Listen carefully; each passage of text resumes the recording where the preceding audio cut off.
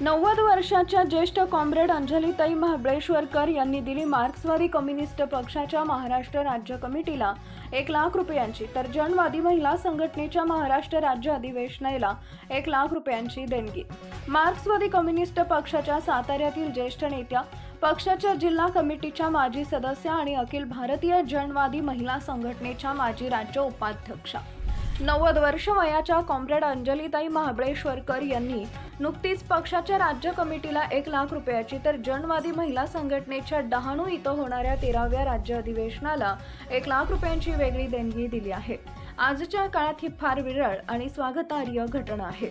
अंजलीताई या जनवादी महिला संघटनेच्या अनेक वर्ष राज्य उपाध्यक्षा असल्यामुळे त्यांनी जनवादीच्या डहाणू इथं राज्य अधिवेशनासाठी दिलेल्या 1 लाख रुपयांच्या देणगीपैकी 50,000 रुपयांची रक्कम जनवादी महिला संघटनेच्या महाराष्ट्र राज्य कमिटीला देण्याचा निर्णय ठाणे पालघर जिल्ह्यात नेतृत्वाने घेतला आहे।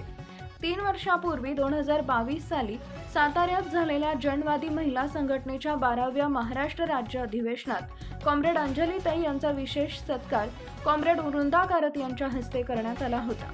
कॉम्रेड अंजलीताई यांचे पती कॉम्रेड प्रभाकर महाबळेश्वरकर हे पूर्वी अनेक वर्ष पक्षाचे सातारा जिल्हा सचिव होते आणि किसान सभेचे महाराष्ट्र राज्य उपाध्यक्ष होते।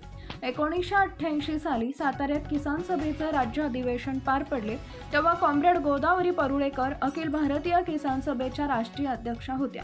गोदूताई हजर असलेले ते किसान सभेचे अखेरचे राज्य अधिवेशन क्रांतिसिंह कॉम्रेड नाना पाटलांचा लढाऊ वारसा पुढे नेण्याची दिशा या राज्य अधिवेशनात ठरेल। दिंडोरी वृत्तांत न्यूज विभागीय संपादक सुनील मालुसुरे, नाशिक।